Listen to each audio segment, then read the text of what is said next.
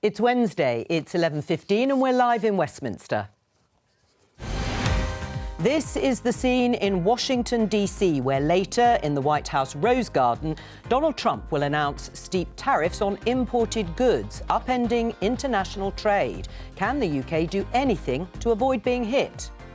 How do you plan for the future? Do you sort of sit it out and wait to see what happens, or do you look for work elsewhere? It's difficult to digest, it's heartbreaking.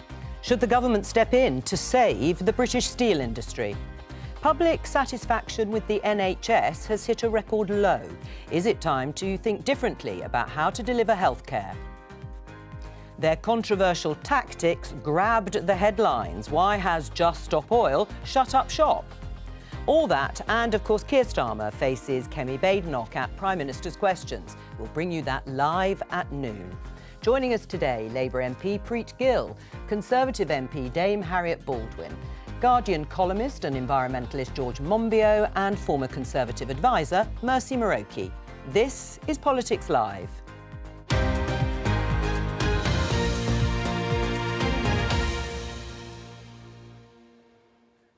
Hello, let's start with this headline in The Guardian. Starmer offers big US tech firms tax cuts in return for lower Trump tariffs. UK willing to placate Trump with lower digital services tax rate, also encompassing non-US companies. Well, as you saw in the headlines, we're waiting, and certainly the government is braced for Donald Trump unveiling sweeping tariffs later today.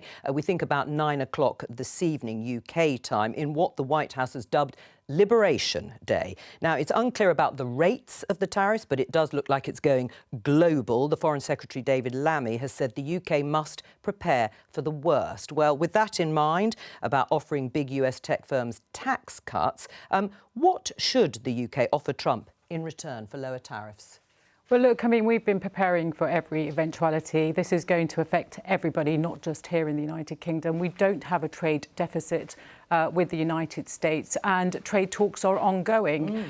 What would you offer in those negotiations? I'm not going to give a running commentary about trade talks. I think it's really important what industry wants, what businesses want, what those that, we're talking about protecting jobs. What they want is a government that's got a cool head, that's pragmatic, because this is about our economic security just as it is about the United States. But we do know already from Peter Mandelson, who's our envoy in the United States, that digital services tax is very much on the table. Would you favour that being reduced or got rid of altogether when it comes to US tech companies in return for lower tariffs? I think we'll have to wait and see. There's so much speculation. We can, sort of state that we know that's on the table. Well, what I'm saying is that there are ongoing trade talks. It's really important we don't do running commentaries. I don't think that's helpful to anybody. It's certainly not helpful to businesses. Businesses have been really pleased that the Business and Trade Secretary has been having ongoing negotiations. Today it wasn't about having a deal today and knowing what was going to come. This is ongoing, and the talks are going to be ongoing. Harriet, well, what would you offer, or what do you think is worth it in terms of a trade-off to get lower tariffs? Well, I think, this has been an epic negotiation failure 1 week on from the emergency budget. You've got something that's going to completely blow up the Chancellor's headroom. And this has been, visible and on the cards for a long time. And yet the Prime Minister only went to the White House last month. The Business Secretary only went to Washington in the last week or so. And so I think this is a last-minute panic scramble in terms of the negotiations. Harriet, they've done a lot of conversations. I'm not sure it's last minute in the way that you're portraying. But what would you put on the table? Because talking is one thing, but you've got to have something to offer. No, it very much is. And we've been trying to call for this in Parliament as His Majesty's loyal opposition for urgency over these trade talks. And so really they have left it very much to the last minute. And I think there is scope for negotiation, and there is scope for us to have a good free trade agreement. So if the Conservatives were in government now, the UK would be the only country in the world, because of the negotiations that would be undertaken by a Conservative government, that would escape tariffs? We think that there is a very strong case for us to have a good free trade deal. There had been a lot of work done under the previous Conservative government when Trump was president, and that was dropped when President Biden came in. So we think there's a pretty ready-made deal ready to go. And also, Kemi Badenoch, when she was Trade Secretary, had a range of different memoranda of understanding set up with different US states. I'm not sure about that, Harriet. I mean, what Keir Starmer has shown is leadership on the world stage, something that actually under the last Conservative government we had pretty much lost.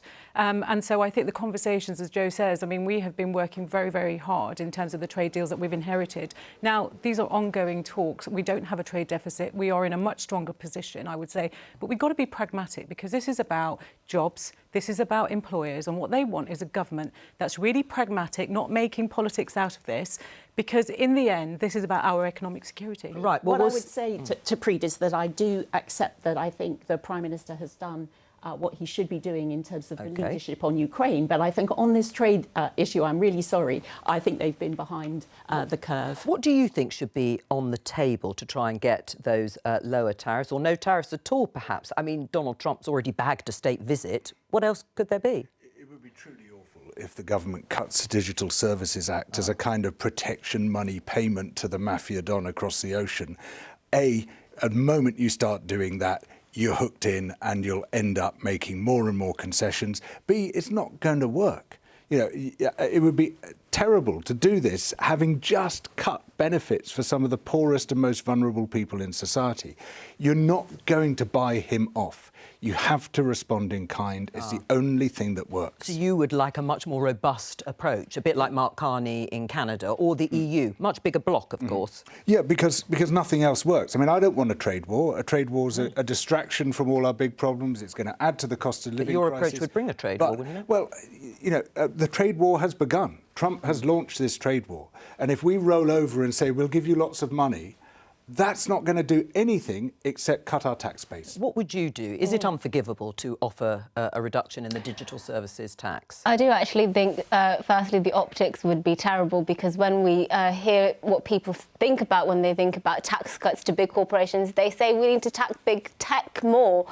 They don't pay enough, and it's predicted to bring about $1 billion into the UK economy by 2028-29. And so that is money for the Treasury. I don't think people would take kindly, well, especially businesses who are seeing higher taxes, to big tax cuts for tech companies. However, it is the case that, of course, nobody wants a trade war, and we'd rather not be in this situation. But I feel like if we do bring in retaliatory sort of tariffs, that is going to trigger a trade war, and actually it's going to make it more difficult, I think. We're going to ruin our relationship, our so-called special relationship with the US even more. We are distinct. Our relationship with the US is distinct from the America's relationship with Europe and other countries. So I think we do need to take a specialist approach than what You're shaking your head. Yeah, it's just not true. The special relationship's been a myth for a long time. The one benefit that Trump has brought us is to explode that myth and show that no, he doesn't care. We're not special. It's about interests. It's not about preferences. Tell that to our armed forces who work so closely in so many parts of the world. Who have been described by J.D. Vance as some random country who's never committed to war. He denied that. Well, I know we're going to be talking about steel in a moment, but one of the big exports that the UK sends in the steel sector to the US is actually for the US defence industry. So, these are the kind of things that actually are in our mutual interest, and we should be able to find something that's mutually acceptable. Has Keir Starmer been played, though?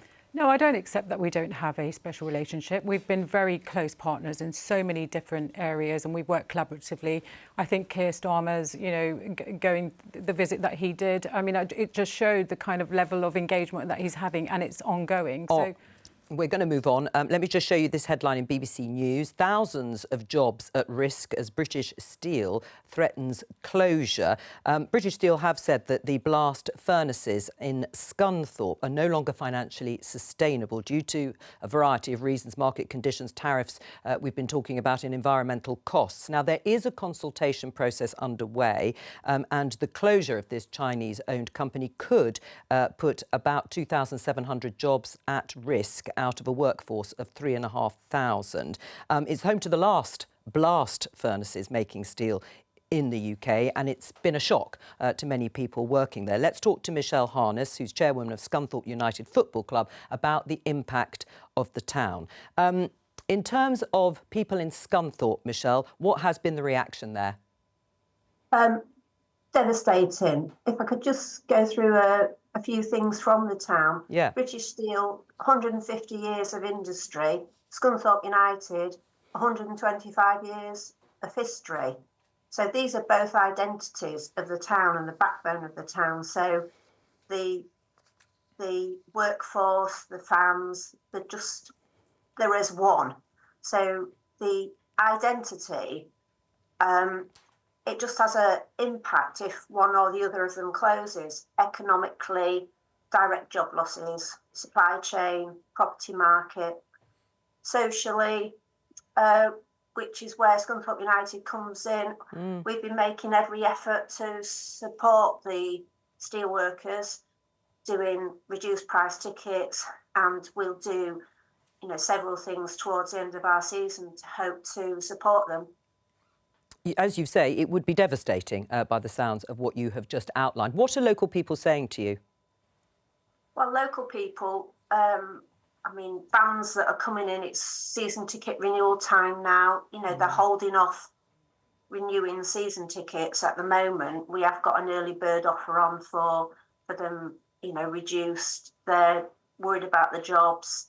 Will they have to move out of the town to relocate? Supply chains, we've got a lot of sponsors who, are part of the supply chain of British Steel. We've got a lot of the large steel stockholders in the town, which has, built up over the years, which we rely on as sponsorship. So, yeah, it'll have a ripple effect throughout the town. Yeah, it's obviously absolutely central to the town, as you say, its economy and socially. What would you like the government to do?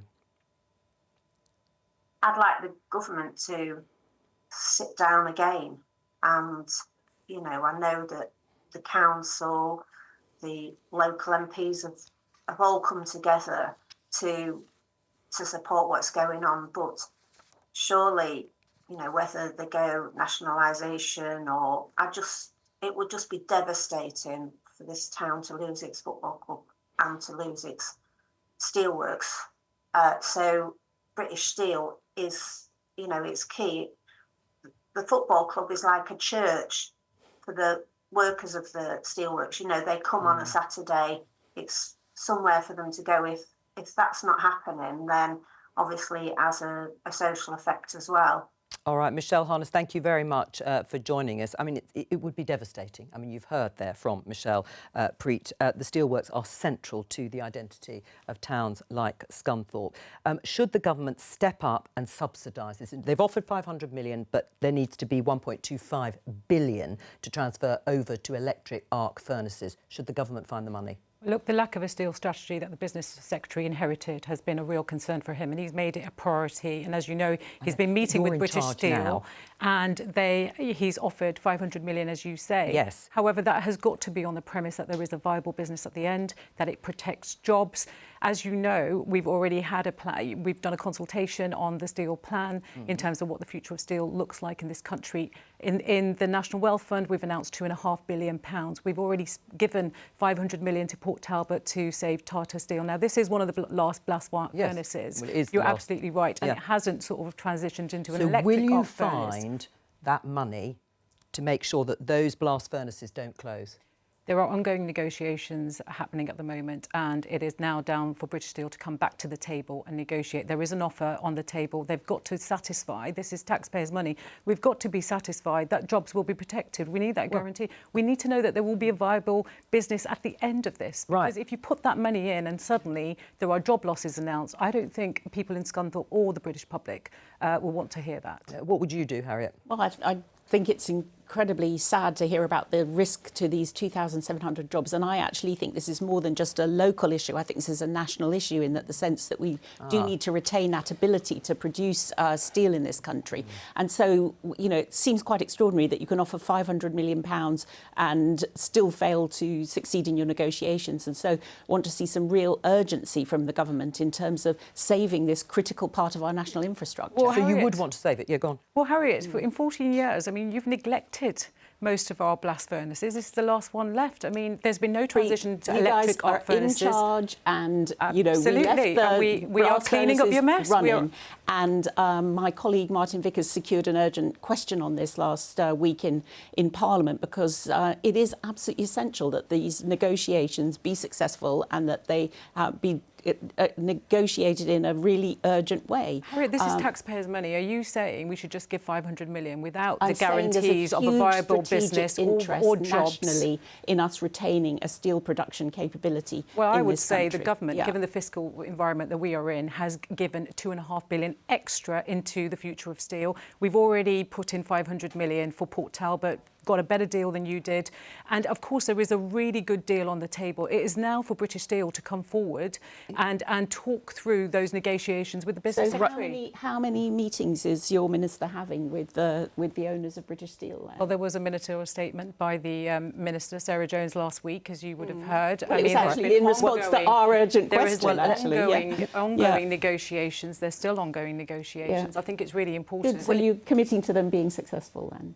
Of course we want to support. Well, I mean, we don't know how they're going, so I don't know how close to success or failure we are in these talks. In terms of taxpayers' money being used, should the government use taxpayers' money to fund this and subsidise it into the future?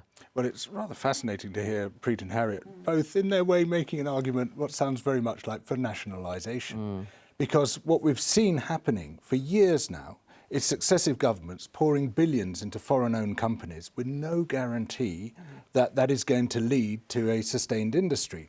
They could just pack up, walk away, the money disappears into some black hole, and we still lose the industry. I think they're both right in saying that this is a strategic industry. It's an important industry to this country, but in the hands of foreign owners, who are just making simple business decisions, we can't guarantee that that industry is going to be sustained. I think there is an argument for nationalisation, especially if the government is putting national funds, continued national funds, into this industry. Nationalise it? Well, no, I think that's one of the offers on the table, but that's not where the government's going. No, we want to secure a deal. I think it's really important because of the investment that is required to transition. This has got to be about a public-private, plan. But why? I mean, if there's no guarantee, because, the companies might say, well, we've got the money, but actually there's still a business case for shutting this down, then that money will simply have been frittered away. If we're going to spend public money on an industry, should that industry not be a public industry? I don't think you can just take Scunthorpe in silo. You've got to think about what's the future of steel, and that's why in the spring we will launch our steel strategy. We've already announced the Steel Council. We've got to be more innovative and think about what does the research say about how we think about the future of steel in this country, given how much of our infrastructure is reliant on it. Just saying because of Scunthorpe that we should nationalise, I don't accept that, actually. I think, we've shown that Port Talbot, we've secured a really good deal. We've put in 500 million. The National Wealth Fund has put in an additional £2.5 billion. And that's at risk as well. I mean, it's not sustainable anywhere because it's at risk everywhere. That is the issue. If a deal can't... It's not working. Well, if a deal can't be reached, as George is saying, should it be nationalised? I think you should always keep all options on the table in these sorts of situations. Well, I think it is on the with table. National security. So, for example, with Sheffield Forge Masters, that eventually ended up in public ownership because it's important for our strategic defence position. And so, then the taxpayer will want to know how much will it cost versus actually what we're trying to do. You've got to have a strategy. You didn't have a strategy. This is linked to our industrial strategy. I love the touching way in which you think writing a strategy is going to solve these problems. It isn't about writing a strategy. It's consulting with the industry to make sure that we can, we have a future steel strategy in production in this country. Yeah, well, can the UK afford for it to be shut down? Well, I think one of the big problems that we're not talking about, which is actually one of the reasons these sorts of industries aren't as competitive as they could be, is because industrial electricity prices are so incredibly high. They're 60% higher than on the continent, which increases the price of steel, which makes it far less competitive. And the reason it is that much higher, it's because of policy decisions, basically. And part of it is these environmental levies.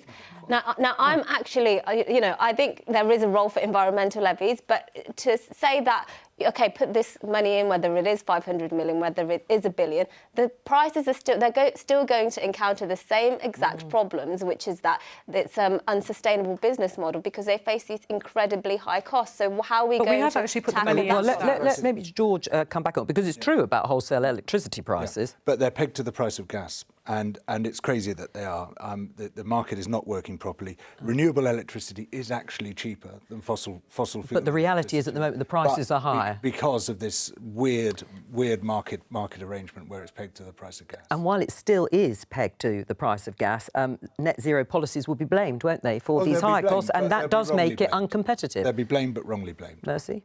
Yeah, I don't think we can blame net zero because, of course, we would all like to see a situation where we can get to much lower electricity prices for all of us. So anything that the government can do, whether it is investing in clean energy, but we're not going to see those returns in the near future. That's a much longer process. So I think in the immediate term, the government should start looking at what can be possibly done to reduce wholesale electricity prices today. Well, I mean, it is one of the key questions, not just for industry, but consumers as well. Yeah, well, we have. I mean, the turbo supercharger, we've said that we want to bring, you know, the bills down for industries that will save about over $5 billion. Yes, they are. But there is work being done to address those issues because we recognise that. But fundamentally, we need a steel strategy in this country. We need to be able to be clear about what the future of steel looks like. And as you said, Sheffield Forge Masters is already doing work for our defence, for example. British Steel isn't the only, you know, company out there. Tata Steel is much more bigger in terms of its production of steel. So, you know, we've got to really think more collaboratively as to what more we can do. Right. I mean, Harriet, there is also a problem, of course, of cheap dumped steel being landed here on our shores, but particularly with tariffs coming in. I know we don't know exactly the rate. What could be done to better protect the steel industry? Yeah, well, I certainly think you're right to highlight tariffs, and I think there's scope in terms of what we export to the US to do what we did when we were in government, which is to have a £500 million exemption before tariffs hit in the US, because that would cover most of our exports to the US. And it's really important that, as you say, that we don't become a dumping ground for cheaper steel made elsewhere. So, you know, these are the things that have got to be thought through in terms of the overall... Yeah, but what do you do to better protect the industry? There may be people, we heard one in the headlines saying, you know, it's heartbreaking about the prospect of the steelworks closing and people losing their jobs. Maybe they'd like a little bit of Donald Trump's tariffs, retaliatory tariffs. Protect the steel industry here, subsidise it. Well, look, we've already put a really good offer on the table. It is now for British Steel to come back and negotiate that deal, because fundamentally this is about protecting jobs. It's about protecting... You're leaving... But we've already had this discussion, Preet, about it being absolutely central to the UK's national security, particularly when, at the moment, we want to increase defence spending. If it is critical infrastructure that we're talking about, why not make it a state policy, not leaving it to the market? Well, as I said, you've got to look at the cost of that versus the cost of actually, you know, putting in money where there are already existing blast furnaces or electric arc furnaces in the way that there is in Port Talbot. Sheffield Forge Masters already does a lot for defence in terms of the gun artillery barrels, for example. So it isn't just about British Steel that we are talking about. You know, we are talking about the wider sort of steel industry more broadly. But you've got to have a plan. You've got to understand what is steel for, where's it for, what does it mean for the future of our economy? There may not be time, since it sounds like it's going to take a while. Well, spring 2025, it's not very long to wait in terms of what our strategy is going to be. Let's have a look at this BBC News headline. Public satisfaction with the NHS hits a record low. It's according to the latest survey from the British Social Attitude, which suggests that only a fifth of adults were satisfied with the NHS in 2024. We can have a look at the graph, and you can see once it reaches its peak, it then sort of drops off a cliff. You can see 19% satisfied with A&E, accident and emergency, compared to 54% in 2019, 20% satisfied with dentistry compared to 60% in 2019, and 31% satisfied with GP services compared to 68% in 2019. How can you restore public confidence in the NHS, Mercy? I think it's going to be a tough job. I'm lucky enough that I don't have to use the NHS or A&E a lot. There are obviously people in this country, particularly the elderly, who are having to come in constant contact with NHS services. I think for me, I recently had an experience where my daughter was referred to an NHS dentist because she needs a procedure under general anaesthetic, and she was referred from a private dental clinic to the NHS. When I called up the NHS, they said, we'll offer you an appointment in 12 to 18 months, and then we'll put you on a waiting list. So if this is the kind of quality that people are having to encounter in the NHS, of course only 1 in 5 are going to be satisfied with it. The problem I think we have at the moment is we know we've had problems with the NHS. Successive governments have tried all manner of things. What the government has announced, whether it's abolishing NHS England and restoring sort of more community-based commissioning, or whether it's the review into social care, these things aren't going to happen for years. That we're not going to see any fundamental change in how the NHS operates for several years, possibly not in this Parliament. So I'm not sure what exactly the plan is for sorting out the NHS at the moment. Yeah. George? Well, Mercy is not wrong, but the fundamental problem is a huge funding deficit. Worldwide, a modern health service requires year-on-year increases. It does 4%. Get year-on-year, 4%, right? Yes. Above the rate of inflation, just because of ageing populations and because of technological change. For the entire period of the Conservative government, it was below that, except during the peak of the pandemic, when clearly there was more spent. According to one estimate, the total funding deficit from that period is £200 billion. This is why the NHS is falling behind. This is why waiting lists are as they are. Dentistry's got this whole other problem, which is this crazy units of dental activity formula, which means that NHS dentists lose out and lose out. I'm afraid that's a Labour legacy. Neither party really comes out well from this. We desperately need to see those funding shortfalls plugged, otherwise the decline... By higher taxation or more borrowing? Yeah. I mean, there's loads of money in this country. It's in the hands of the very rich. Wealth taxes, higher top rates of capital gains tax, luxury goods taxes. That will drive out the people we need to pay the tax. It already is driving out the people we need to pay. That's what they like us to hear, but it's not what actually happens. Oh, well, let Mercy respond to that. Well, it is true. We are now losing more millionaires, and even you can't deny that the rich do pay an exorbitant amount of tax. We're not paying exorbitant. Of course they do. Of course they do. I think something like 10% pay 60% of what we take in. They've got an exorbitant amount of money. And we're pushing them away. We are pushing them away. And the more of these people, of the rich people, we push away, the less money they're going to bring into the UK economy. Because of course, it's not just what they pay in income tax and capital gains tax. A lot of these people actually fund the businesses and invest in businesses in this country that give jobs. So I don't think sort of taxing the rich is necessarily the strategy that is going to fix the NHS. This is a self-serving argument. We've heard 100 times. It's what the rich want us to hear, but in reality, there are loads and loads of taxes you can introduce. Who do you count as the rich, by the way, in this case, earning what a year? So one estimate suggests that if you tax 2% of the wealth of people with more than £10 million in assets, you can raise 24 billion. I mean, there is some scepticism about that from the Institute of Fiscal Studies. You might get a one-off. People might leave. I mean, I'm quoting them that it wouldn't be a reliable. But what about that? Whose side are you on, Harriet? Mercy's or George's? I'm on the side of a progressive tax system, and obviously the top 1% of this country, I think they pay 30% of all income tax. So what I don't want to see is people who pay a lot of tax leaving the country, which has unfortunately been happening with a millionaire every 45 minutes leaving the country and since Labour came to power. But I do think that, go back to the NHS. That image, so every 40... Yeah, go on. I've bought shares in the world's tiniest violin factory. I've made a fortune. I'll have to go back to the NHS, which is incredibly important to my constituents. How do you restore people's confidence confidence. How do you restore people's confidence? Well, I think the first thing you would do is you would not tax hospices, children's hospices, GP surgeries, National Insurance contributions, because that is having an impact in terms of provision in my constituency. I can see it on the ground. But you were in favour, and the Conservatives are in favour, of the massive injection of cash that the government announced in the October budget into the NHS. That's not what we had budgeted for. No, we're not in favour of them. You wouldn't have been in favour of that? We were in favour of much more in terms of productivity gains within the NHS. So we had allocated £3.5 billion specifically at the request of NHS England. And by the way, the abolition of NHS England is probably going to tie the NHS up in sort of all sorts of delay and reorganisation for at least a couple of years before it would actually make a difference on the ground in my constituency. NHS England costs £2 billion every year. That's staff and administrative costs.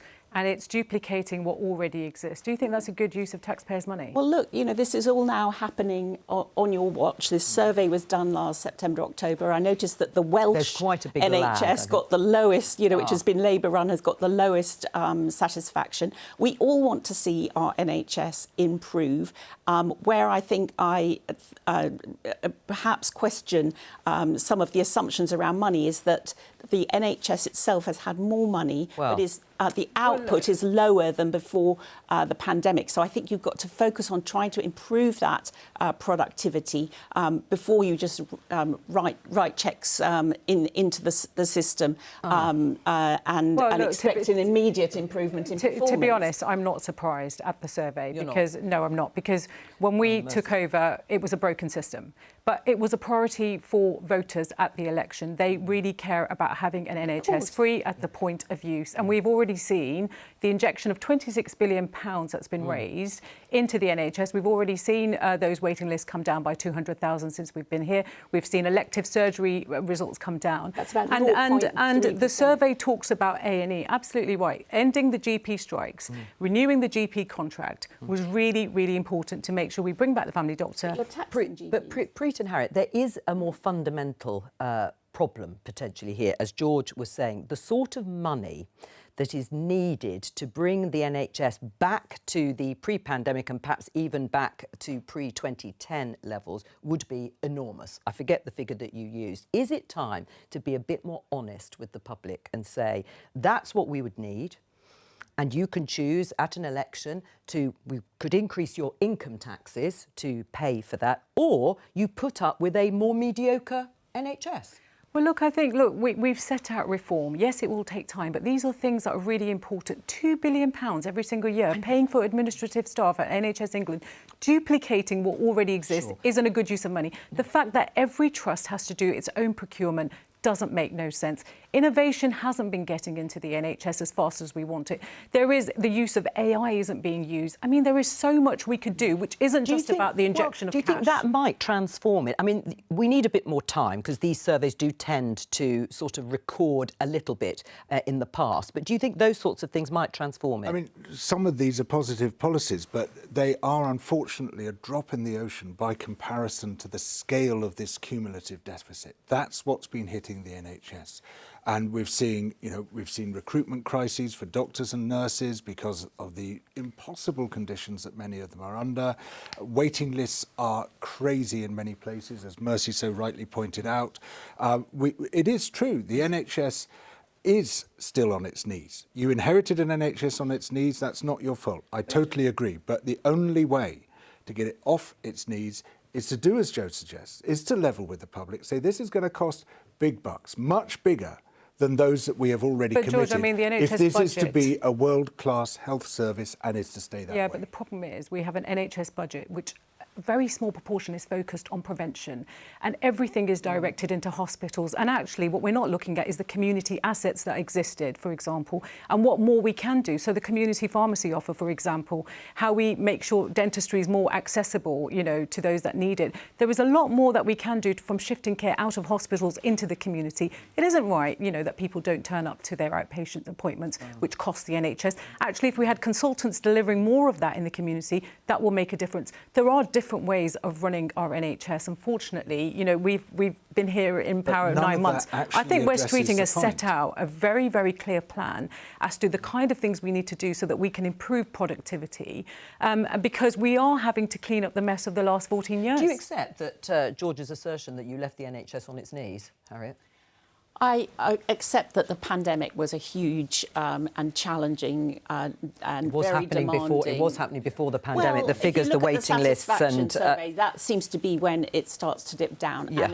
And I accept that it has been really difficult for it to recover. And I accept that strikes were not good for productivity. And where I differ with the approach the government takes is I think when you settle a strike, you want to try and get a trade-off in terms of improved productivity. But yeah, I think everyone wants the NHS to improve and to work, and don't cut, you know, pensioners' winter fuel allowance, because that actually ended up sending a lot more pensioners to A&E this winter than needed to happen. Let's have a look at this headline in the Financial Times. Just Stop Oil to End Direct Action Protests. Climate activist group claims victory after demand to end new oil and gas becomes UK government policy. Yes, their statement is 3 years after bursting on the scene in a blaze of orange at the end of April. The Just Stop Oil campaign will be hanging up the high vis. Have they won, George? Well, I mean, yes, there is this government policy. Perhaps, we hope, that there will be no new oil and gas, although it's slightly wobbly around the margins as to what new means. Is it no new exploration and opening of reserves, or no new licensing of existing reserves? But anyway, what Just Stop Oil and other groups are up against is the most repressive, anti-democratic, anti-protest laws in any OECD country, and it makes it almost impossible to sustain a protest. And you think that's why they've given up? Well, it's bound to be a not fact. given up, declared it's closing. I mean, it's just exhausting. You're constantly up against this they did massive rather lose public legislative support. Well, they came in under, what do you when say they about shut down the M25 and, you know, all of the ambulances were stopped. Or was that a different group? I'm not really sure. No, actually, anyway, it was a different group. It was a different group. Let me explain this. Sort of, you know, it gets you on the front page of the newspaper, but it rather loses public support for your cause, I think. You see, I would look, disrupting lives, damaging historic monuments. That is not, it's just unacceptable behaviour, I have to say. Right. That is not the way to make your point. And as you're right, we have consulted on our manifesto pledge about new oil and gas licences, and the consultation closes in April, so we'll wait and see. But of course, we've got to invest more, and the government actually is already prioritising since July. So I don't think they have won, because, you know, we've already put in $8 billion for carbon capture. We're creating 44,000 jobs. But you have pledged not to have any new oil and gas licences, taking your caveats on board. So they have made a point, and you followed with policy. No, it was in our manifesto. We've had a consultation. It closes in April. We'll wait and see what comes out of the consultation. This isn't about disruption at all. You know, there's been this propaganda onslaught. Look, they're blocking the roads. This is outrageous. Protesters have blocked roads. Protesters, let me get to this, because protesters have blocked roads for hundreds of years. It wasn't a big issue. Suddenly, it's the end of civilization as we know it, because there's been this massive onslaught in the billionaire press, amongst the right-wing junk tanks, to demonise protesters. But the people who have done the most road blocking, the people who cause the most disruption, they're not Just Stop Oil or Insulate Britain, they're farmers. And for the past quarter of a century, we've seen massive farmer actions. In December, there were farmer actions blocking the roads with tractors in central London. Multiple ambulances were delayed. Was there a word about this from the Conservative Party, from the Labour Party, from the newspaper you write for? No, nothing at all. We can just live with that. That's fine. In the year 2000, the farmers blockaded the oil refineries and the fuel depots. They shut down the motorways. They brought the whole country to a halt. Your party leader at the time called them fine, upstanding citizens. Not one of them was arrested. 2 months ago, they drove the Prime Minister away from a speech he was giving, forcing him to flee. This is not about disruption. This is about the people doing the disruption, who both these parties are deliberately trying to shut down because they cannot tolerate challenges to wealth and power. Harriet? Honestly can't understand what I'm listening to, really, because I think we're all in favour of protest in a democratic society. No, you're not. I think where You're Just Stop absolutely Oil not. lost public opinion was by doing things that were really disruptive. More disruptive than the farmers? More No, because disruptive with than the farmers. with the farmers, they worked with the local Metropolitan Police to make sure that they were incredibly orderly in terms of their protest. But of course they wanted to make their There were point. ambulances And so stacked up trying to get through. I don't know. My party are you somehow saying that farmers shouldn't protest this? No, incredible, absolutely, they have a right to protest. No, he wants them all to But protest. so does Just Stop we Oil. do support the right for people to protest in this country. And of course, you're talking about farmers. When you want to do a protest in London, you have to speak to all the various the police and the council, etc., to make sure that you've got road blockages and it's safe and secure in that regard. But the issue for me, I've got to say, is the historic monuments that have been damaged. I don't accept that. I'm sorry, because what kind of a message is that giving? Well, I mean, the group, they threw paint and powder, everything from paintings. We saw some of the pictures there at Van Gogh's flowers. None of it. Sunflowers, Stonehenge, activity. paint being thrown at Stonehenge, climbing up motorway gantries, yes, bringing them to a standstill too. You do admit there was disruption and these things were... No, there was disruption, but all protest, if it's to be effective, has got a disruptive element. Do you think they lost support, though, as a result of those disruptions? Absolutely, because there was this public massive support, not political propaganda onslaught, and that does lead to the end of support, to closing down support. Including... I've been around long enough to see this, you know. Mercy? Well, I think that when it comes to Just Stop Oil, Extinction Rebellion, I mean, to be honest, I can't tell the difference half the time. A lot of what these people come out with is so extreme, it's catastrophising. And actually, I think the British public have a lot of sympathy for sensible arguments that are rational, that are reasoned when it comes to climate change, when it comes to the things we need to do to combat that. Telling, young children the world's going to end in, 10 years or whatever it is, and causing all this catastrophising around it, that's what's lost people. So people stopped listening to the message. Just Stop Oil were actually calling for? Well, they were calling to us to stop oil. To stop new oil and gas, which has now become... Which has been so done, why but is that an extreme and outrageous... That was a policy that existed. So why is it an extreme and outrageous position, which you've just claimed? It is the case. You will not see somebody with, a day job, a normal sort of working class person on these streets, going and destroying, public property, going and causing mayhem. You won't see that in this is a middle class kind of eco-zealotry that is... You don't think any of these protesters are working class or have day jobs? Is that what you're saying? I think they're spoilt middle class kids often who are eco-zealots, and they often are not making... You've conducted a survey. Have you conducted a survey? I've met probably far more protesters than you ever have. What is the mix, do you think? I mean, sort of broadly the demographic? It's a very mixed bag. I mean, my experience over many years is that all walks of life. I was up trees with ex-soldiers, with curly moustached colonels, with unemployed people who previously worked at the local supermarket. It's a very, very broad movement and has been for a very long time. I think This is part of the demonisation effort. The environmentalist movement is absolutely a broad movement, and so it should be, and I completely support that. But I think this was a movement of a completely different nature. But how do you get noticed? How do you get noticed otherwise, unless you take these sorts of actions? Well, I suppose you don't. But if you're going to do, with the farmers, for example, what the farmers were calling for, I think we should all support our agricultural industry. I think we all rely on our agricultural industry. I think the Climate Coalition, for example, when we saw young people really get behind that, it was more educative. It was explaining to people actually why we've got to take the actions that we have, given the impact on climate change in this country. But I think when you get to the point that Just Stop Oil of historic monuments, you lose the British public. If you can't take them with you, right, you're not going to be successful. There are lots of ways of making your protest and making yourself known, writing to MPs, coming here in Westminster. So you think that a protest is valid only if it has majority support? Goodbye to the civil rights movement. Not. Goodbye to the suffragettes. Goodbye to the Charters. It's got to be done in the confines of a democracy, within the legislation. Every group which has ever secured our rights and freedoms was highly unpopular at the time. They have been valorised George, what message subsequently. Does it give to young people to Lately, say it's okay we've to called walk them into a heroes. museum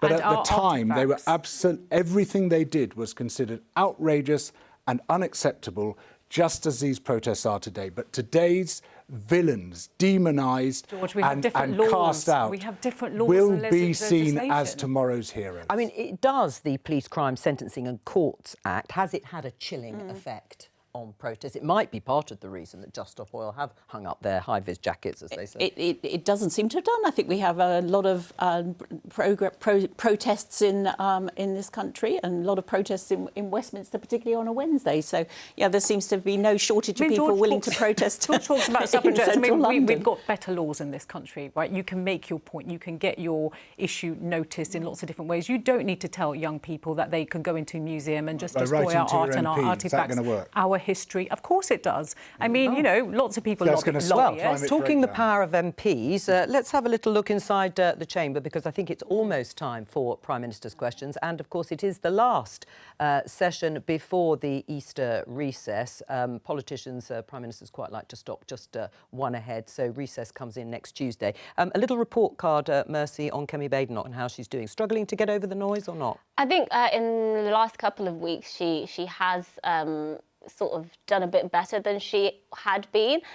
She is a new leader. You know, Keir Starmer has probably a longer history of kind of being on the front bench and being in the centre of politics. So, you know, give her some time, and they are starting to announce some new policies and are still kind of finding their feet. But I think it is time for the momentum, I think. I would like to see the momentum speed up a bit. All right, just briefly, George, report card for Keir Starmer. He's made quite an impact on the international stage in terms of Ukraine.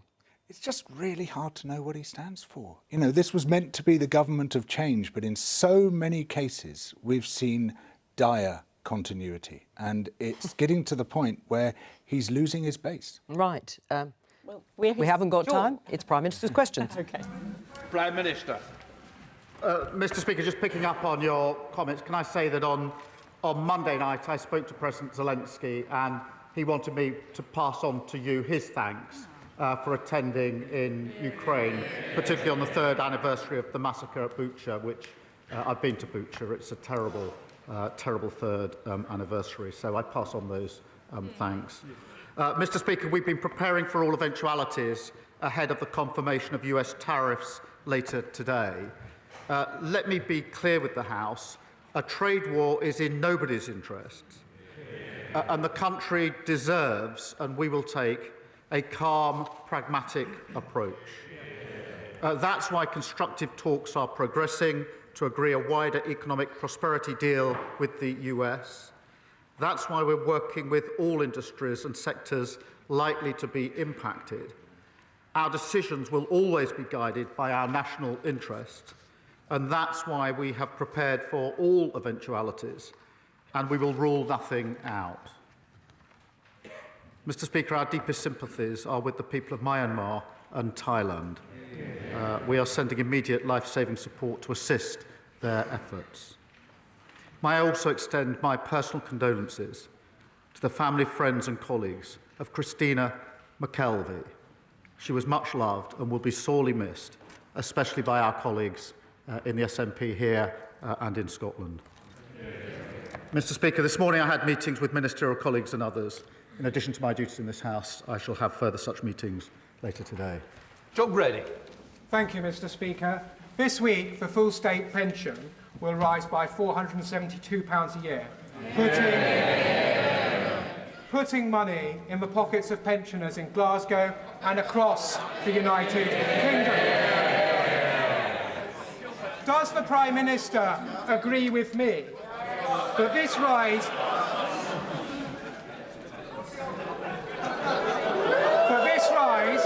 is only possible because of Labour's plan for change and our commitment to the triple lock? Well, he's absolutely right. We can commit to the triple lock because we've restored stability after they crashed the economy. And that means, Mr Speaker, next week 12 million pensioners will receive up to £470 more. That's an extra £1,900 over this Parliament, including 1 million pensioners in Scotland. And the contrast couldn't be clearer. The Shadow Chancellor called the triple lock unsustainable, and the Leader of the Opposition wants to means test the state pension so that she can cut it. Leader of the Opposition, Kemi Badenoch. Mr. Speaker, the triple lock was a Conservative policy. Rather than... Yes.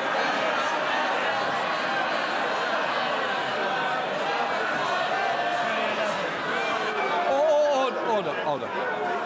I know... You was inadvertently said. Carry on, Leader.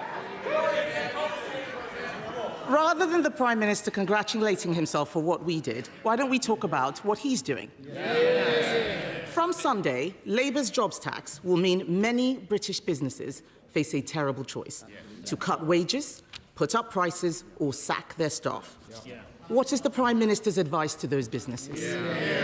Well, Mr. Speaker, she says the triple lock was Conservative policy. It was once thought to be the party of sound finances, but they blew all of that. Mr. Speaker, she asked what we're doing. We're clearing up the mess that they left. We're dealing with global instability, and we recognise the pressures that are bearing down on businesses and individuals and working people. That's why we're rolling up our sleeves. And yesterday, Mr. Speaker, I was pleased to announce the national living wage increasing by £1,400. For millions of workers. We've announced £150 for the Warm Homes discount, extended now to 6 million households. That's 1 in 5 families. And wages are going up faster than prices. And never forget, the party opposite, worst living standards on record, inflation up to 11%, public services left on their knees. Mr. Speaker, the only mess is the one that he made with his budget. They had an emergency budget last week that fixed nothing. He says he's bringing stability. All we see is fragility. During the election, the Prime Minister also promised that he would not increase taxes on working people. But even the OBR says that the jobs tax will be passed on to workers. On average, families will be £3,500 poorer. Why should anyone trust him again? Prime Minister. Well, her fantasy figure is about as much use as Liz Truss's economic planning. And she turns up every week to carp from the sidelines about the decisions we made at the budget. Yesterday, Mr. Speaker, she held a press conference, and she couldn't say whether she would reverse the decisions that we made at the budget. Now, I understand, because she can't bring herself to say that she doesn't want the investment of an extra £26 billion in our NHS. I'm not surprised at that. That's 2 million extra appointments, that's 1,000 more GPs, a pay rise for nurses, etc., etc. But let me get her position right if I can follow it. She wants the extra £26 billion in the NHS, Mr. Speaker, that was paid for by the national insurance rise. She wants that. She doesn't want to reverse the national insurance rises. So she's now reduced this absurd position of voting against the budget, carping against a budget that she actually agrees with. Mr. Speaker, I don't agree with making people poorer. I don't agree with pensioner poverty. I don't agree. Out there, they are calling it awful April. That's because of decisions he has made, because he made promises and broke them. His promises are worthless, Mr. Speaker. People are getting poorer. Before the election, he pledged to freeze council tax. Instead, it's going up everywhere.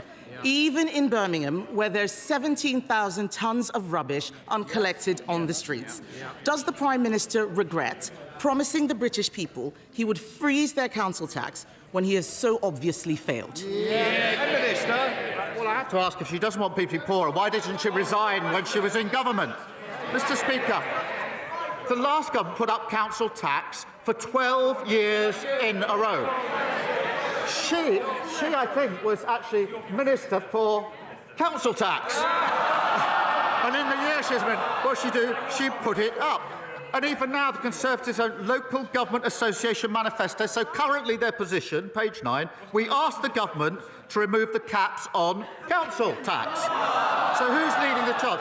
Hampshire County Council, they wanted a 15% hike. We said no. Slough Council wanted a hike. We said no.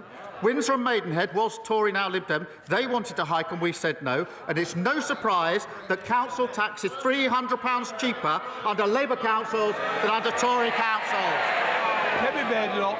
Mr. Speaker, he doesn't want to talk about Birmingham, and that's because he knows the situation. So I'll say it again. 17,000 tonnes of rubbish on Birmingham streets. Normally, a state of emergency is called for natural disasters, not Labour ones.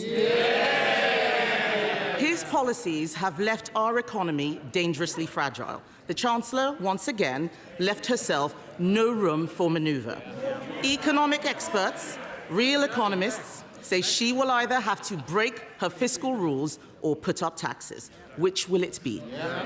Prime Minister. I think she must have picked up the script she was using a few weeks ago. Because it was only then she was saying, in the spring statement, you're going to put up taxes. But look, Mr. Speaker, in relation to the situation in Birmingham, it is completely unacceptable. I fully support the Council in declaring it a major incident to resolve the situation, and we'll put in whatever additional support is needed. But when the party opposite was in government, we lost more days to strike action than in any year since the 1980s. NHS workers were on the picket line, not on the front line, and that sent waiting lists through the roof, so we'll take no lectures on industrial harmony from them. Mr. Speaker, the whole House would have heard that he didn't say whether or not he could keep his fiscal rules. That means that it's either that or putting up taxes. 9 months ago, we left Labour the fastest growing economy in the G7. We did. We did. And I remember watching his MPs laughing at their first destructive budget. They've had another one that has made our economy dangerously vulnerable. The Bank of England says his policies have pushed up the cost of living for families. Does he disagree with the bank, or does he accept his policies mean higher bills? Prime Minister. Mr. Speaker, she must be the only person left in the country who actually thinks they did well on the economy when they were in power. That was what was tested at the last election. Living standards, the worst on record. Inflation, 11% it soared up to. The NHS on its knees. Oh, Mr. Speaker, she's so obsessed with talking down the country that she's not read the OBR forecast properly. Growth up in 2026, 2027 up, 2028 up, 2029 up. And thanks to our planning reforms, the largest growth measure the OBR have ever costed. And what did the Tories do when the bill came before Parliament? They abstained. Well, you don't grow the economy or build houses by yourself. They're the same old party. They haven't changed. Nothing's new. Mr. Speaker, he talks about inflation. We left it at 2%. It is now twice what the OBR forecast when we were in government. The fact is, his decisions have made our economy fragile, just as we face global trade wars. In November, I urged him to seize the draft US trade deal Conservatives negotiated. Instead, Mr. Speaker, he lost our most experienced trade negotiator. It's no wonder he can't get a tariff deal for British cars. On this side of the House, we secured investments for that industry, £600 million from BMW, £2 billion from Nissan, £4 billion from Jaguar Land Rover. Labour's record is a car industry in crisis, even before tariffs. There are 25,000 more jobs now at risk. He says he's preparing for eventualities. Can the Prime Minister tell us exactly what he is doing to protect the British car industry from his failure to negotiate? We're taking a calm, pragmatic approach and keeping our feet on the ground.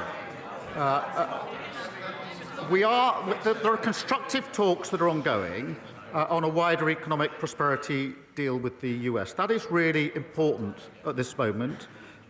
We are working with all sectors that are likely to be impacted, and we're guided by our national interest at all times. And that's why we've said we won't rule anything out. But it is important at a moment like this that we don't have knee-jerk reactions, that we are actually cool-headed about this, and that's why we won't rule anything out. But she must be. She's the Trade Secretary. She was the Trade Secretary, Mr. Speaker, who failed to get a trade deal with the US. Mr. Speaker, today the Trump administration will announce new tariffs that will hurt working people in the US and around the world.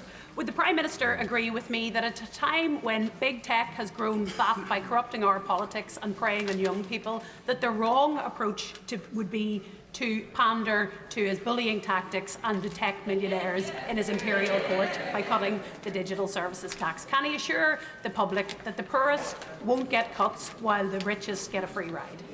Prime Minister. Well, I thank her for raising this. It is an important issue, and there are issues in relation to Northern Ireland in particular that we have to deal with very carefully. We will, Mr. Speaker, always put the national interest first, and that's why I'm pleased that talks are ongoing and they're constructive talks. I do believe that a trade war is in nobody's interest, and all of the sectors and industries impacted are of the same view. So we'll continue to make that progress in the national interest. Leader of the Liberal Democrats, Sir Ed Davey. Thank you, Mr. Speaker.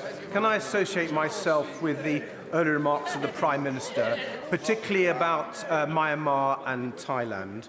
And can I support the aid that is going and hope that despite the budget cuts we can be as generous as possible because of the humanitarian crisis there?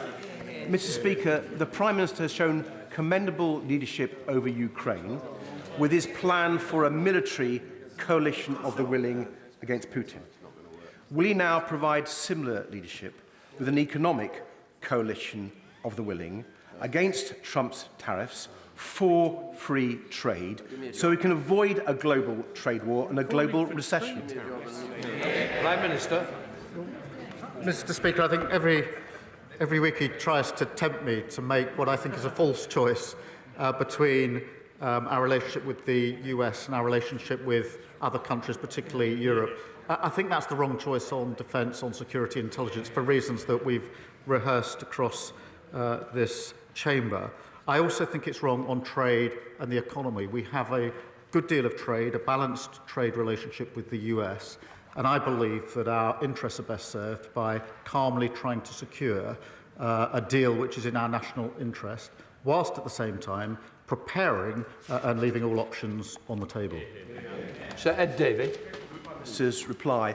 I hope he is able to cut a deal, but I increasingly fear that the deal won't be good enough to avoid a global trade war. That's why I think one of the options must be to work with our European allies, our Commonwealth allies and others, because we don't tackle Trump's tariffs. We could be saying goodbye to free trade for a generation. Mr. Speaker, if I may turn to a domestic matter now. 3 years ago, the American private equity firm KKR bought a 25% stake in Northumbrian Water. Since then, people across the North East have seen their water bills soar, whilst in the last year alone, Northumbrian Water has dumped nearly 1 million tonnes of raw sewage into Durham's Whitburn Coast Conservation Area. KKR are now poised to buy into Thames Water because ministers have ruled out a special administration regime.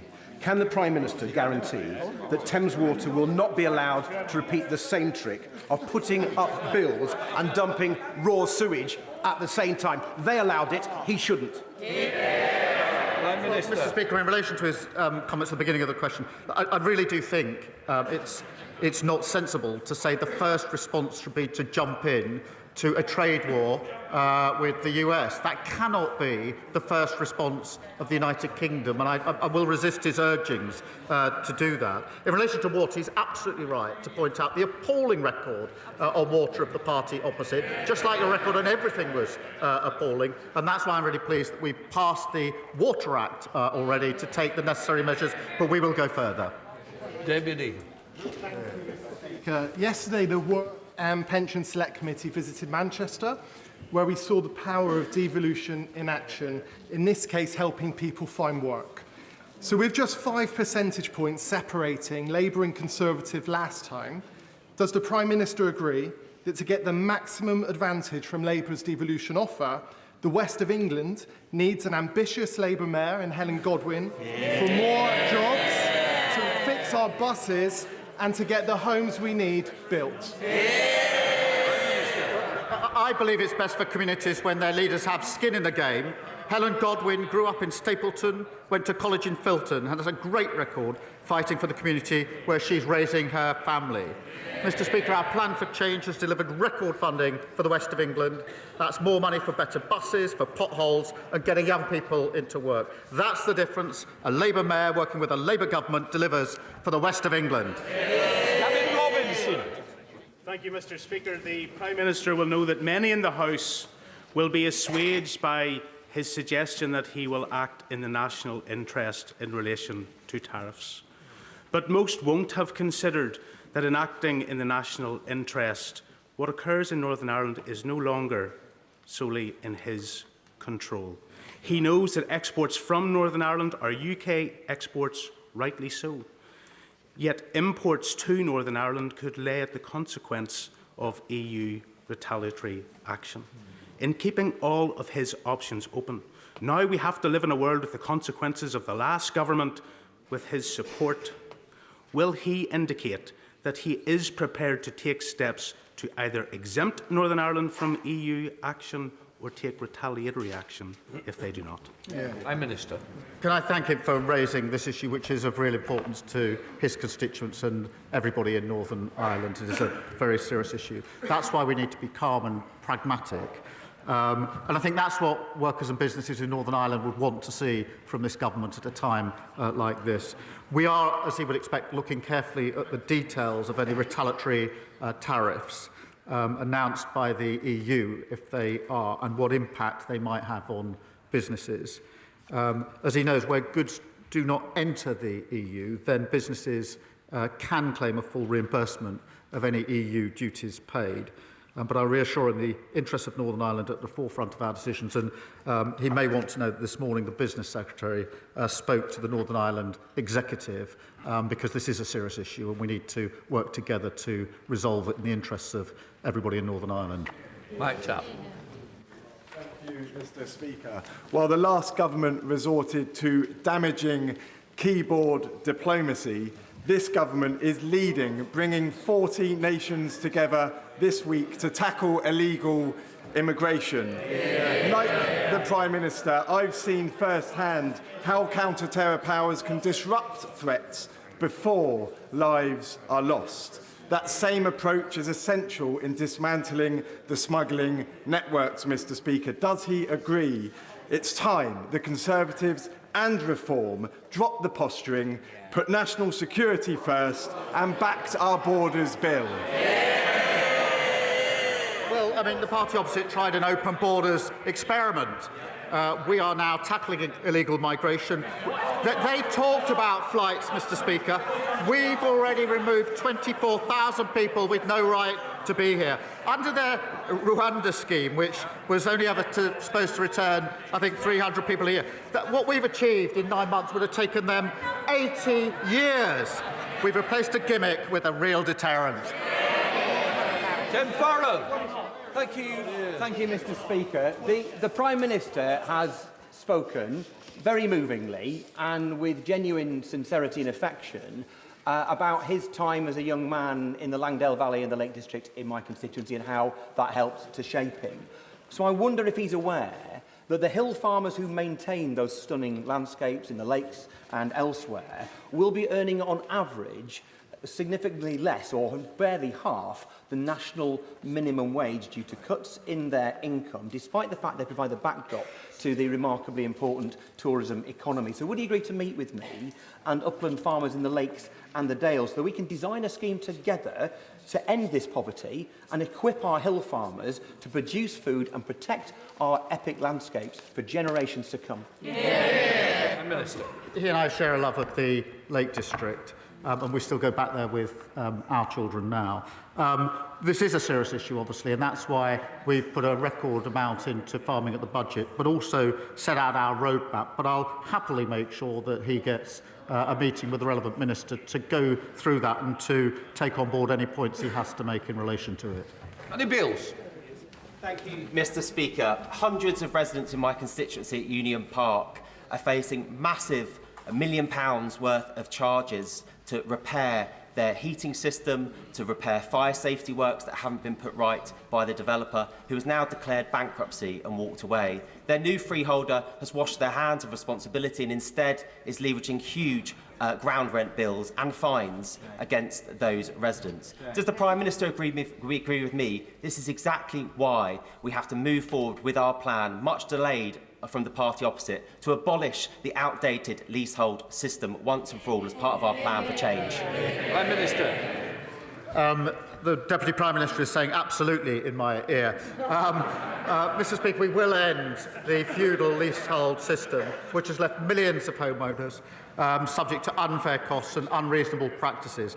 Our reforms include clear standards for repairs and maintenance, and this will give homeowners a greater say in how their homes are managed. And I know the Housing Minister will have heard what he said.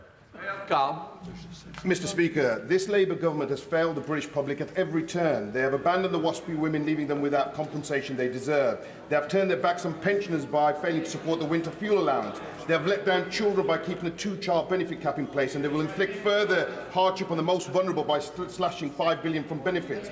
But perhaps the most immediate and visible failure, one that poses an immediate and direct health risk to the people of Birmingham, is the appalling financial mismanagement of Labour-run Birmingham City Council. After more than a decade of Labour control, their incompetence has led to mountains of uncollected rubbish piling up on every street, so vast that it can be seen from satellites orbiting space.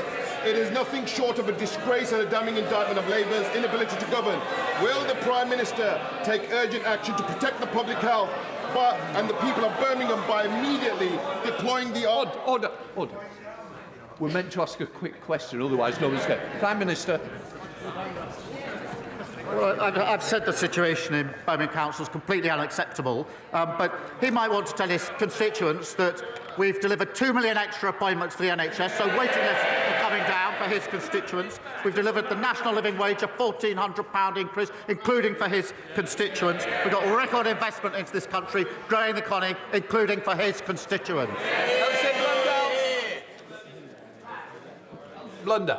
Thank you, Mr. Speaker. My constituents in Harewood and Middleton North are grafters. They want to work and they want to see opportunities created and the skills and investment in infrastructure that we need in future. I welcome the Prime Minister's commitment to fix the transport system in the north of England that's been holding us back, and I would like to invite him to the Aton Valley Development Zone in my constituency to discuss how we can create skilled jobs in North Greater Manchester.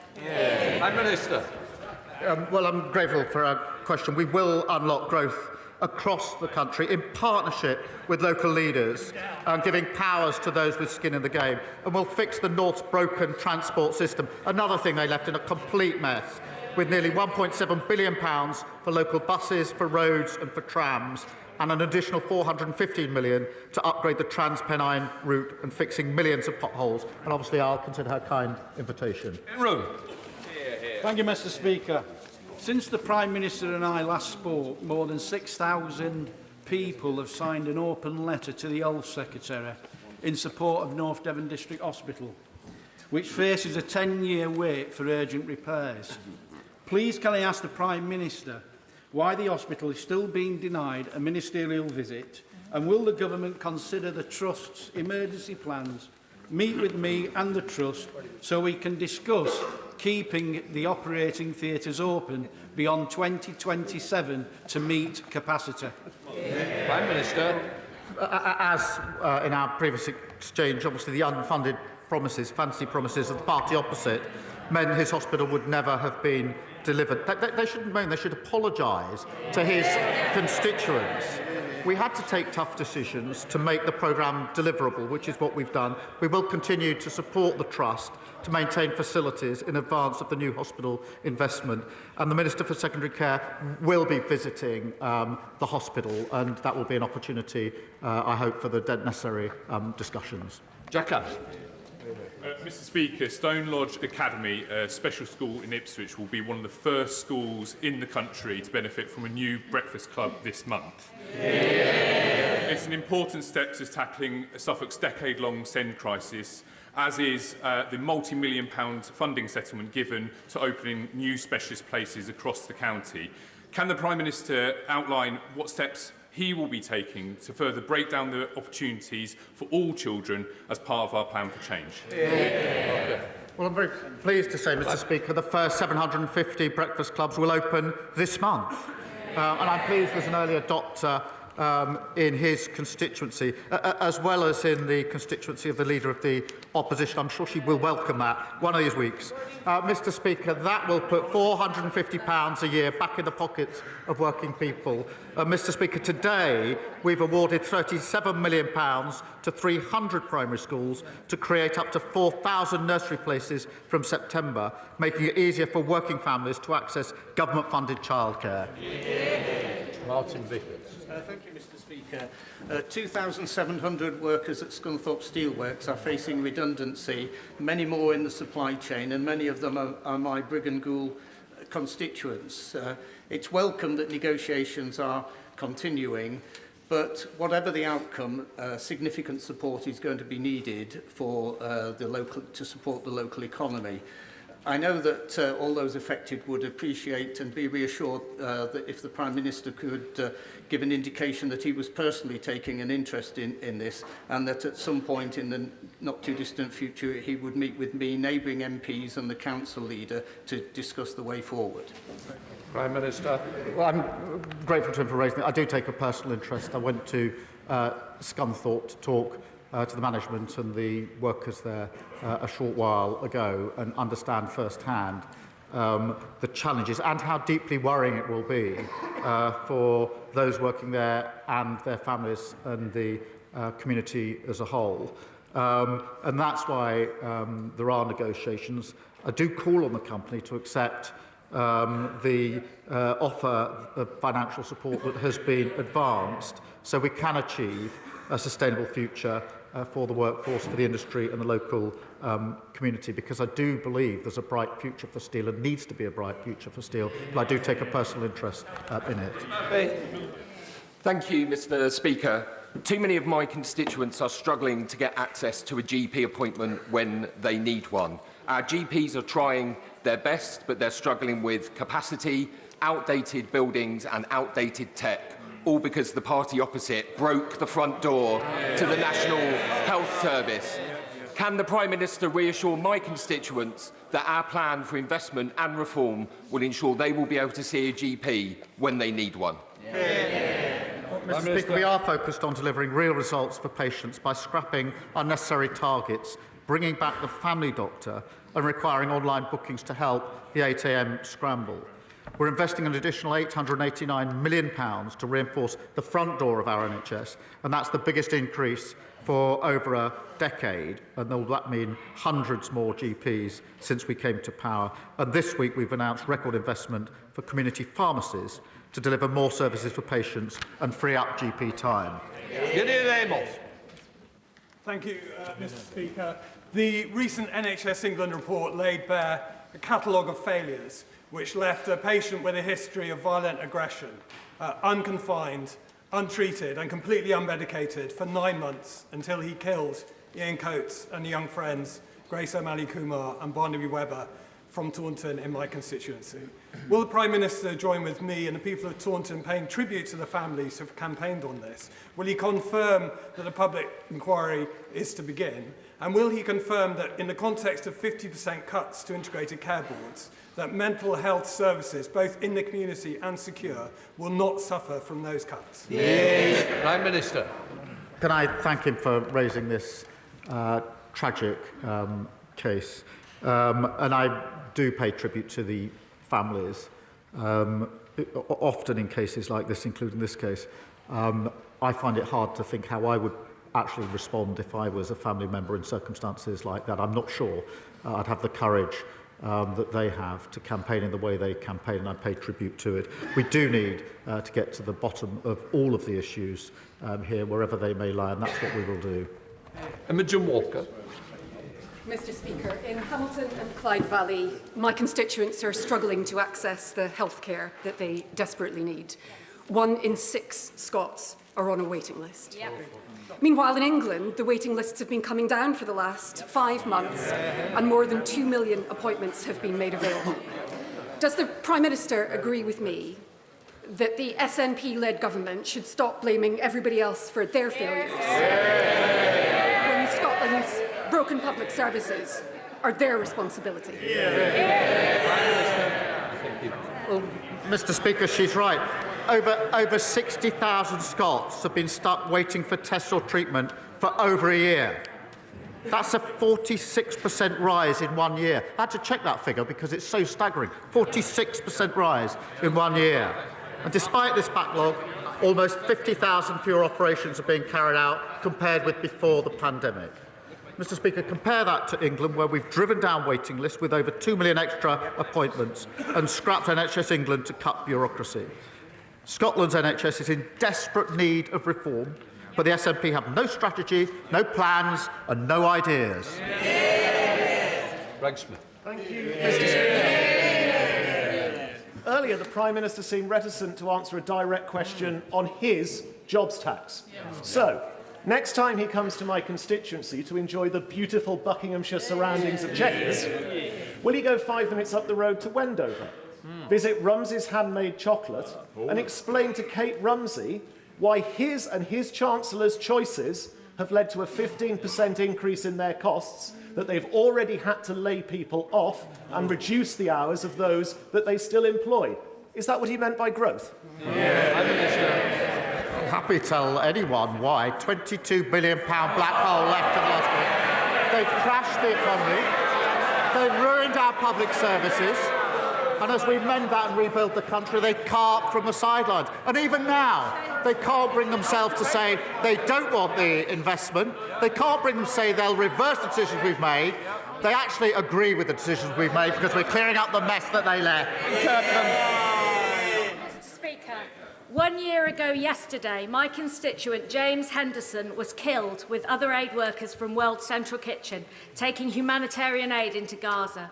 Jim's family have told me Jim would want confirmation from our government that we're taking all conceivable steps to make sure that aid, power and supplies are safely returned to Gaza. Could the PM confirm he's doing all he can to ensure this? And could the Prime Minister also confirm he will continue to push for a full investigation to be completed into the deaths of Jim and the other British WCK workers, and for appropriate action to be taken? Prime Minister.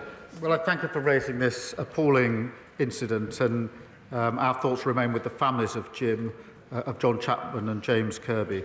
The attacks on aid workers, Mr Speaker, are never justified. The families do deserve justice. We're pressing the Israeli government to accelerate their investigation, including whether criminal proceedings should be initiated. Can I also say Israel must stop blocking aid into Gaza. Hostages must be released, and we must have an urgent resumption of the ceasefire. Final question, Alberta Costa. Thank you, Mr Speaker. Double child rapist and murderer Colin Pitchfork is up for parole for the 5th time. Now, I know the Prime Minister doesn't have any direct control, nor should he, over the parole board, but he does have a view. As I've asked all his predecessors, I now put the question to him. Does he agree with me that men who brutally rape and strangle to death young women should, as a matter of principle, spend most of their natural life in prison? Prime Minister. I'm grateful to him for raising this appalling case, and I absolutely agree with him that there must be maximum penalties for anyone falling into that category. I've seen many of these cases for myself firsthand when I was prosecutor for 5 years working with the police on really terrible cases, and know the impact that it has on victims. I thank him for raising it. That completes Prime Minister's questions. Yes, it does complete this session of Prime Minister's Questions. Let me introduce our guest for this part of Politics Live.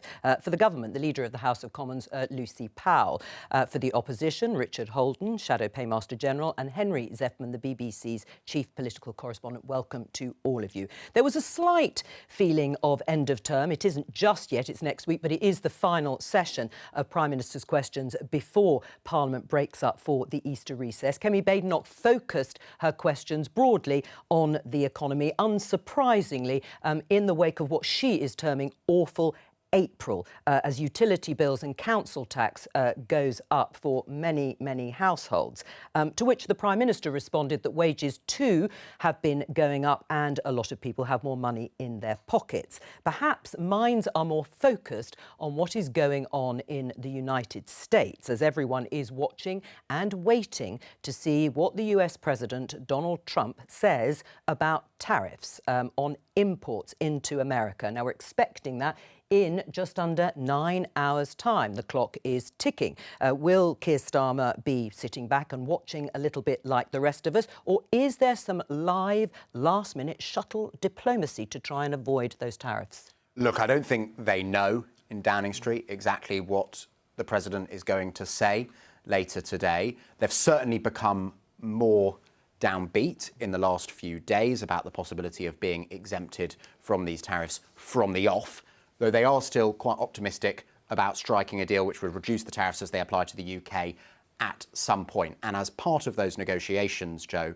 I'm told that Lord Mandelson, remember him? Peter Mandelson, the artist formerly known as Peter Mandelson, who is now the UK ambassador to the US, has been in the White House this week. He had a meeting with J.D. Vance, the Vice President, yesterday, also with Susie Wiles, who's Donald Trump's Chief of Staff, very influential apparently over this administration. So even right up to the wire, this government is trying to get whatever it can from the US, which would perhaps slightly ease what now feels inevitable. Is there a deal on the table, do we understand? Yeah. I mean, speaking to people close to those negotiations between the UK and the US, they think the deal, with one or two things here and there, is basically agreed between the two negotiating teams.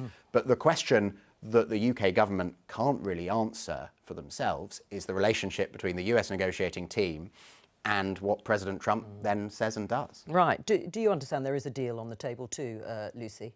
Well, conversations obviously are ongoing, and look, this country's been trying to do an economic deal with the United States, I think, ever since we left Brexit. So it's something that's been around for a long time, and that is in our national interest to do that.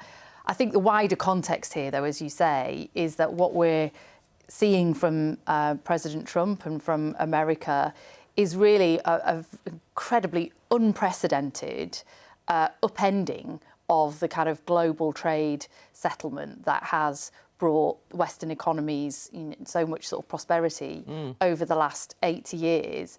And as a proud global trading nation, Britain, we will be affected by that. Right. And we will be affected by that, whatever happens. But of course, what we are trying to do simultaneously as dealing with that is also this long-standing thing about a trade deal with America, which we're pursuing at pace and have made a lot more progress, I think, in the short few months we've been in office than the previous government did in the years that they kept saying they were going to get one. Do you agree with that? If the Conservatives were in power, you'd be in the same situation. You'd be waiting and watching to see what Donald Trump might do in terms of the rates of tariffs that are going to be slapped on countries around the world, including us. Well, I think actually, given Donald Trump coming in November, I think it's been so surprising that when the Prime Minister went to Washington, he said it's since his visit that they've actually been going hell for leather for trying a trade agreement. I think that was the quote that came out at the time, which did slightly surprise me, given that obviously he only went there in the last month or so, and actually we've known that President Trump was coming in since November. So as much as Lucy says they've been trying to go hell for leather for this, that's not what the Prime Minister said about a month ago. And it just seemed to me a little bit that perhaps some of that early reticence in trying to deal with President Trump before the inauguration negotiation was perhaps, a bit of embarrassment about the way that Labour had been interacting with President Trump ahead of the presidential election. And I just hope that's a political interest in signalling to various parts of the Labour Party was never put before Britain's national interest, because there are lots of jobs at risk. Actually, automotive was a big success the last government. I was involved when we had a £2 billion extra investment in Nissan. Okay. We obviously saw 600 million going into BMW under the last government, 4 billion into JLR, all big things, huge investments, now really at stake if we're facing 27.5% tariffs on UK exports. Was there early reticence? No, not at all. I mean, I just don't share that view. I don't think that's the view that the vast majority of people would share when they can see that the Prime Minister has shown such strong leadership in that relationship. Had a very successful summit with the President, which many other world leaders haven't got. What have we got out of it, Lucy Powell? Because the Prime Minister repeated his cool-headed and calm approach. Is he being played? Look, these are... I don't think it really kind of warrants sort of these very easy sort of solutions, easy kind of strap lines about things. These are very difficult times. We are negotiating in the national interest to try and mitigate. Look, as I say, the President of the United States, who, and I completely understand why he's doing it. He wants to bring back jobs and manufacturing to his own shores, but in doing so, is completely ripping up the rule book when it comes to But when you say trade. the national interest... we are a proud global trading Well, there might be nation, some people who would like you to do the same here, subsidise, protect and nationalise our industries against tariff. I don't think that anybody knows what the right or wrong or best or worst sort of responses are. We've said that everything is on the table, but we've got to pursue let's have a look at this. All right, no, but let's have a look at what's on the table. I don't think that anybody could say that this government hasn't put itself in the best possible position at this time. Well, all right. Well, Richard, I'll let you respond to that anyway. But let's have a look at what's on the table. Well, Lucy, let's have a look at what's on the table. The digital services tax. There's lots of things that would hit the US. Right. Should that be cut? We have been really clear what the principles are. I'm not going to provide a sort of running commentary for negotiations. No, I'm not in. I know, but do you, in principle, think when you say we're working in the national interest? I mean, that's an easy phrase to say. Is it in the national interest to cut digital services tax on US tech companies that brings in 800 million quid? What is in the national interest is that we secure domestic jobs, we secure trade, we make sure that companies, all companies pay their fair taxes that they are due in this country.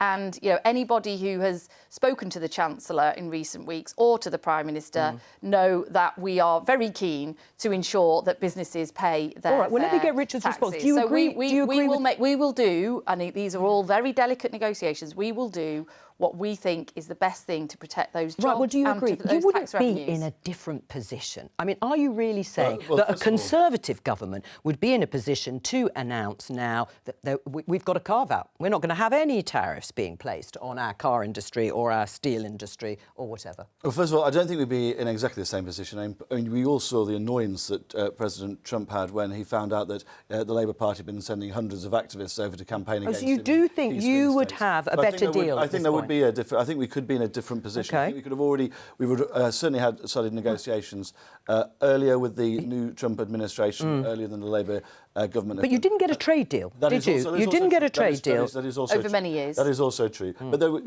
under President Biden, that wasn't what the US government were looking to do. In fact, their relationship, it wasn't as important because exactly as Lucy said about the fact that tariffs are now coming in because President Trump is doing things differently. The fact that we've now got these tariffs in does mean that those trade deals are now so much more absolutely of the moment. When you're looking at, actually, countries that have got trade deals aren't protected from the tariffs either. These are big challenges that everyone faces. Torn up and changed. And I think when you're looking at things like, for example, the automotive sector, I met some of the guys from the Society of Motor Manufacturing Traders today. I've got Ford's UK HQ in my own constituency. Thousands of jobs at stake there. Absolutely, yeah. And these are huge challenges for them. And what would you offer? What would you be offering at this point? Well, I think we need to obviously. He's got a state visit. He's got that. I think what you've got to say is what is President Trump really driving for? And also some of this is about trade, some of it's about trade, some of it's about our broader other relationships, for example, the defence relationship, our intelligence and security relationships as well. He quite clearly sees international diplomacy around all of those things as merged into one around tariffs and trade in a way that we haven't actually seen, I think it would be fair to say, with previous US administrations who've always seen our defence and security relationship in a slightly different context. Right, but there's not a lot of disagreement between the two of you, really, in terms of approach and in terms of what you want out of this. Well, look, I think look, this is hard, and as Richard said, you know, there are real livelihood, real sectors, real jobs depending on it. You know, obviously, no government of whatever colour would want to face a situation where the US president wanted to start a kind of global trade war, which, as I say, even if it wasn't directly affecting this country right now, we would be affected. Yes. Well, on that, in terms of being affected, well, you brought that up, and it was a question by Kemi Badenoch in Prime Minister's questions, that any movement on tariffs, to a certain extent, it will hit the global economy and will wipe out this £9.9 billion worth of fiscal wriggle room that Rachel Reeves was very pleased to claw back and announce in the spring statement last week. And that does rather lead to Kemi Badenoch's question that it leaves the economy very fragile. I think it would be the second fiscal event from Rachel Reeves in a row of the two that she's done as Chancellor, which within a week would be overshadowed, eclipsed and perhaps irreversibly changed by Donald Trump, because her budget was just a few days before Donald Trump won the presidential election back in November. Look, I think it potentially means re-inflaming, reopening the debate that increasingly feels like it's going to be the debate within the government and within the Labour Party of the summer and the autumn, which is if Rachel Reeves says, as is clearly the case, that the world has changed and is changing, should her approach to the economy, which some of her colleagues privately think is a bit too rigid, should that change? But she is adamant that any more borrowing would merely make the problems that she's been trying to solve worse, and that any new taxes would break the promises the Labour Party made during the general election. So I think all of that is something we're going to hear a lot more about, especially if these tariffs do come into force on the UK and stay in force on the UK for some time. But Lucy Powell, why did Rachel Reeves leave herself so little wriggle room? Sounds a lot of money, but it really isn't when it comes to the finances of the UK. Why did she leave herself in this precarious situation? As you say, even if there were no direct tariffs against us, the hit to the global economy will immediately wipe that out. Well, look, these are based on all sorts of but why did she leave herself that little wiggle room? Actually, the headroom is about 30% bigger than the one we inherited. Let's just put that into context. From Jeremy Hunt. So he had slightly less. Not slightly less. Well, quite, it was about 8. It was about 6 billion, and ours is nearer 10. So, you know, in recent historic terms, bearing in mind she lost it between October and the new year. But it just shows you that changes to interest rates, particularly, is the thing that actually changes that the most. That's why we're so firm on fiscal stability. We're so firm on borrowing and having those fiscal rules, because when you see small changes in interest rates, that can affect it particularly. So should you leave yourself more headroom? But what I would say is some of these, you know, forecasts and suppositions and everything that are, you know, this is a process, not an event. There potentially are, especially, you know, in terms of a trade deal, there potentially are lots of opportunities for our economy in this context as well. As a country that has a close relationship with the EU, a close relationship with the US, as a sort of safe haven for many international investors but the growth forecast is also now forecast at 0.6%. If you've got that much headroom and only that much growth, what will you do in the autumn? But we've just had a spring statement that looked at all of these things, and actually apart from next year, the growth forecast for every subsequent year is up. So let's just be clear that we're the first government. It's down this year. It starts to go up. And so overall, it's up. Right. And we're the first government that's had a major growth measure actually sort of priced in by the OBR with the planning. It is cut this year. Some things are priced in by the OBR, some things aren't priced in by the OBR. Can I just come to Richard, because Lucy is right. The headroom that Jeremy Hunt had, we can debate it. I thought it was about 8 billion, but it's still less than the 9.9 billion pounds. So in a way, What's Kemi Baden not going on about leaving herself more headroom? Well, the Tories didn't leave themselves any headroom. As Paul Johnson at the IFS said just straight after the emergency budget last week, he said that if there's any changes to these forecasts, there's going to be no choice. But Rachel Reeves is going to have to put up taxes again, like she did in the budget last year. And then, obviously, she's cut some spending in the emergency budget. And what would you do in this position? Well, just pick up a little point that Lucy said about interest rates. Now, what she was actually meaning wasn't the interest rates, the Bank of England base rate. What she was meaning is the interest rate on government debt. And there's a reason that the interest rate on government debt is going down. So it's going up, is because the markets do not have faith in this government's ability to deliver the economic growth they talk about, and we've seen that with the revision down in the growth forecast for this year. We've also, and they're really worried about that, and they also are really concerned about some of the measures that they've been put in, those tax rises, like on businesses, which are going to hammer jobs, as well as hammering workers and hammering the economy overall. So it's actually a lot of the decisions that this government have taken have led directly to the rising costs of government debt, which this government is facing, which is in turn knocking the fiscal headroom, which then in turn is going to mean that this government later this year is going to have to come back and raise taxes yet again. I mean, honestly, when Richard Holdham was a government minister, when Liz Truss crashed the economy... I wasn't no, don't interrupt me now. Well, don't say things which aren't true then, Lucy. Well, let him say... If you weren't a government minister, OK, at that point, minister. you were a government MP at that point. You were later a government minister. When they crashed the economy and the debt... the government debt costs went through the roof, along with that's when they exponentially went up, along with everybody else. But why would you want to repeat? Why would you want to repeat that situation? We're exactly not repeating that, which is why. Can you just let me speak? Yeah, go on. Honestly, go on. It's so tiresome.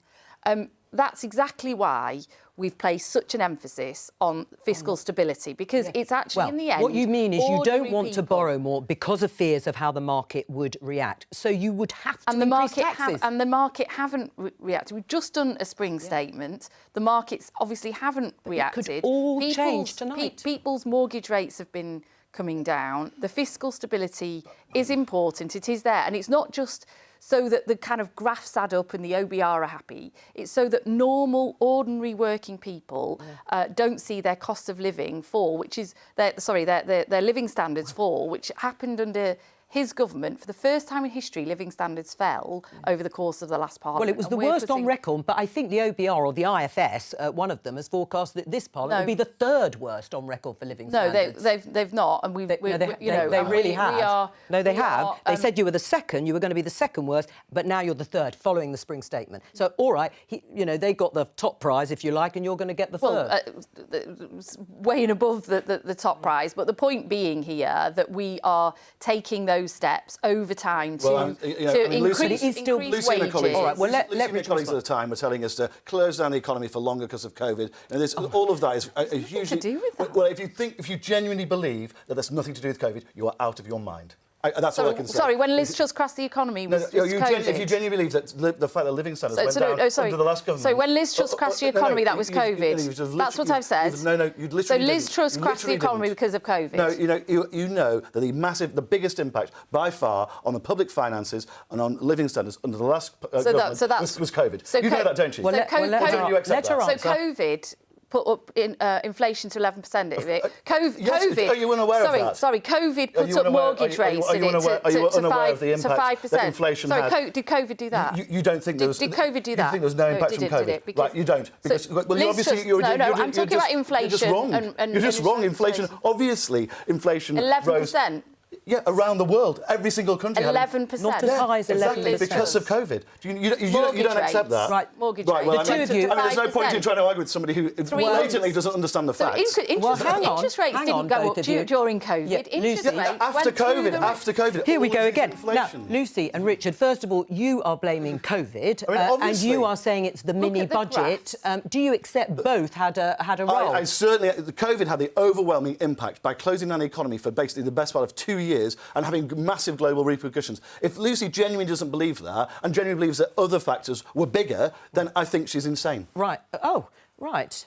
Lucy, would you like to respond and say... You could put up a graph, if you want, of mortage rates. Well, let her you respond. could put up a graph of mortgage rates and interest rates I was renegotiating my mortgage, which at the time was 1.9% interest rate. Yeah, just literally demand sorry, hang on, and I think go on, Lucy. You're doing quite well. Which was 1.9% in the September of 2022, and I had to renegotiate my mortgage in the November of 2022 when all I could get on my mortgage was 5%. Yeah, well, I've just that wasn't sorry. It's more than 5 now. That wasn't it's gone up since I did it last year. That wasn't. Sorry, COVID did not happen between. Sorry, Richard. Just shut up. Right, well, I'm going to leave the two of you just for a moment and come over to you, Henry, at this point. In terms of the legacy, the economic legacy, COVID, obviously, a major event. Yes, the mini-budget was too under Liz Truss and Kwasi Kwarteng. But in the end, decisions are going to have to be made this year to respond to what's going to happen in America and on the global economy. Well, look, this is how calm the debate is before we've even had the tariffs.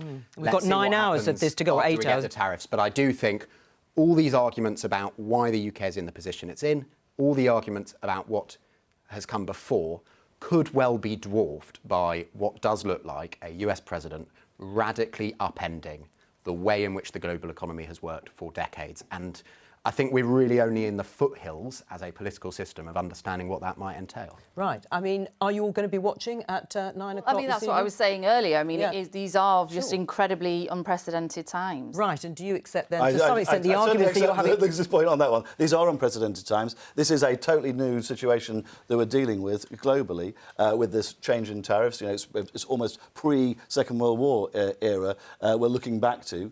So, you know, it's really important that the government gets in there early and gets a response to. Well, the good news is, I'm really glad Keir Starmer's in charge at that point rather than Liz Truss. Well, I'm going to have the final word. I'm determined to have the final word. That's all we have time for today. Thank you to all my guests, but you'll be relieved to know I'll be back, well, maybe not by me, but the programme will be back tomorrow at 12:15 to discuss the fallout from whatever Donald Trump announces this evening.